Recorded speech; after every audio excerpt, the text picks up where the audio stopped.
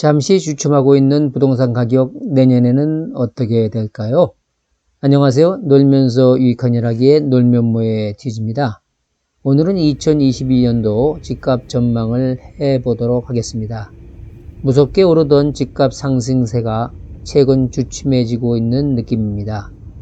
일부 지역에서는 금매를 중심으로 1, 2억씩 하락하고 있고 그동안 강했던 매수세가 쑥 들어가서 거래가 거의 없는 곳도 있다고 합니다. 그럼 이러한 하락세가 지속될까요? 그 이유를 살펴보기 위해서는 왜 최근 매수세가 위축되고 부동산 거래가 확 죽었는지 그 이유를 살펴보면 알 수 있을 것입니다. 먼저 그 이유를 부동산 심리에서 찾아볼 수 있습니다. 최근 코로나로 인한 공급망 이슈로 물가가 상승하여 정부는 물가 상승세를 잡기 위해 금리를 올리고 있는 상황입니다.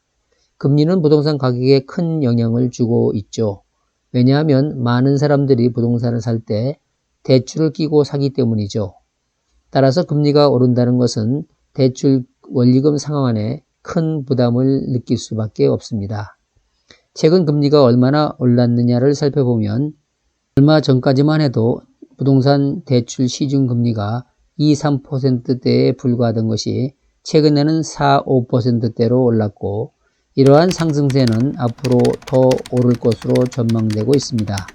한국은행도 2022년도 추가 금리 인상을 예고해 놓고 있고 2023년까지 금리를 절대 안 올리겠다던 미국 연방준비위원회도 2022년부터 금리 인상을 예고하고 있는 상황입니다.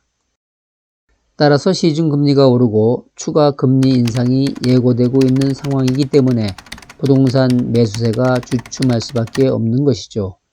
그동안 부동산 매수세가 강했던 것은 저금리에다가 코로나로 인해 풀린 풍부한 시중 유동성이 있다 해도 과언이 아닐 것입니다. 때문에 이 시점에서 주택 공급이 부족하여 집값이 상승하고 있으므로 주택 공급을 늘려야 한다고 강하게 주장했던 분들한테 묻고 싶습니다. 그러면 지금 왜 집값 상승이 주춤한 것입니까? 공급이 늘어난 것도 아닌데 말이죠.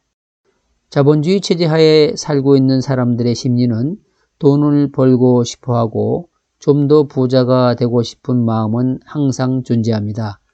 이러한 심리는 당연한 것이고 비난해서도 안 됩니다. 왜냐하면 이러한 경제적 심리가 자본주의 사회를 더욱 발전시켜 왔기 때문이죠.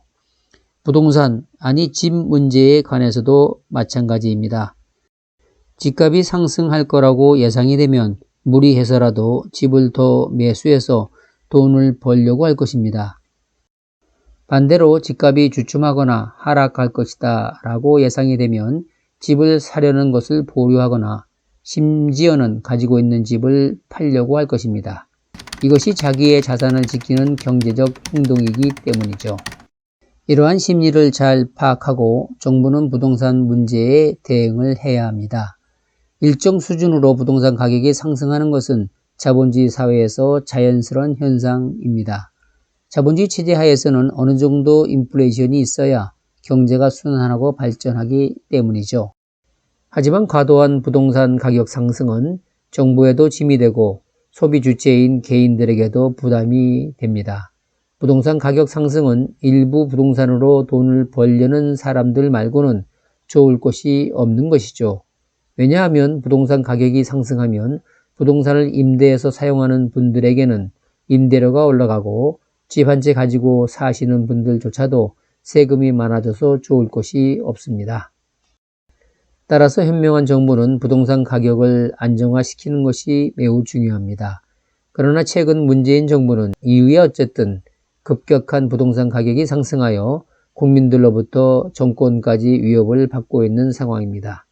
세금을 올리고 대출 규제를 강화하여도 안 떨어지던 부동산 가격이 최근 금리 상승으로 주춤하고 있는 것이죠.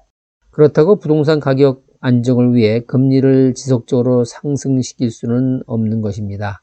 시중금리는 서민들의 삶과 자영업자들의 생계에 고통을 줄 뿐만 아니라 경제적으로 큰 부담이 되기 때문이죠. 금리는 이러한 한계를 갖고 있기 때문에 부동산 가격을 상승시키는 다른 심리적 요인들을 잘 통제해야 합니다. 그런 금리 외에 부동산 가격의 심리적 요인으로 작용하는 요소가 어떤 것이 있는지 살펴보도록 하겠습니다. 먼저 공급 요인입니다. 현재 우리나라의 전체적인 주택 공급은 절대적인 양에 있어서는 부족하지 않다는 것이 정설입니다. 하지만 새집, 더 좋은 아파트 등에서 살고자 하는 국민들의 니즈가 강한 만큼 새집, 살만한 집에 대한 공급은 적극적으로 늘려주어야 합니다. 집이 있더라도 새 집에서 더 좋은 집에서 살고자 하는 심리가 작동하는 것이죠. 이러한 심리는 소득 수준이 올라가고 눈높이가 높아지기 때문에 나타나는 현상입니다. 둘째, 집으로 돈 벌려고 하는 심리적 행위를 막아야 합니다.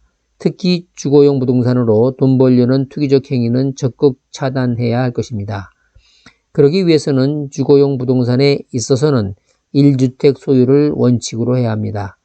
2주택, 3주택 소유로 무주택자들의 서러움을 사게 해서는 안 됩니다.